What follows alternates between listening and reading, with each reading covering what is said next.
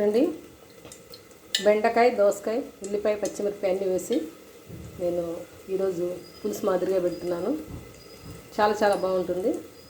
ఆవాలు, తర్వాత మినపప్పు, కొద్దిగా పచ్చిశనగపప్పు, తర్వాత జీలకర్ర, మెంతులు యాడ్ చేద్దామండి. మెంతులు వేసుకుంటే చాలా మంచి సువాసన వస్తుంది, ఆరోగ్యానికి కూడా మంచిది. మెంతులు వేసాను.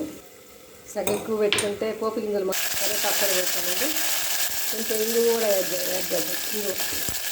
ఇంగు వేస్తే కొంచెం వాసన వస్తుంది. తర్వాత బెండకాయ ముక్కలు వేసేద్దామండి. దోసకాయ ముక్కలు, బెండకాయ ముక్కలు వేసేసాను.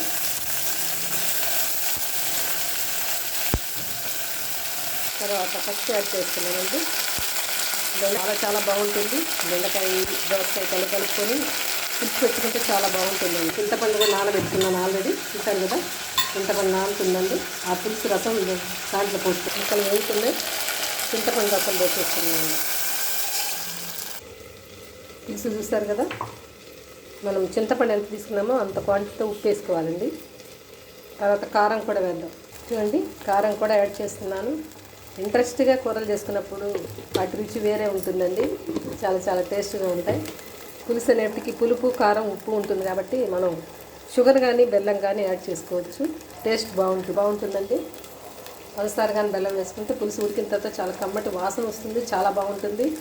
పుల్లగా తీగా అన్నంలో కలుపుకుంటే ఏమో టేస్ట్గా ఉంటుంది. బెండకాయ, దోసకాయ వేసి పులుసు పెడుతున్నానండి ఇవాళ.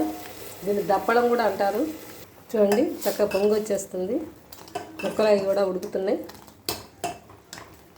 బాగా ఉడికిన తర్వాత కొంచెం రుచికి సరిపడా కొత్తిమీర కూడా వేసుకుంటున్నానండి. చక్కగా ఉడుకుతుంది. దీనికి ముద్దపప్పు కూడా కలుపుకొని పులుసు వేసుకొని తింటే చాలా చాలా బాగుంటుంది. కొంచెం ఉడకాలి.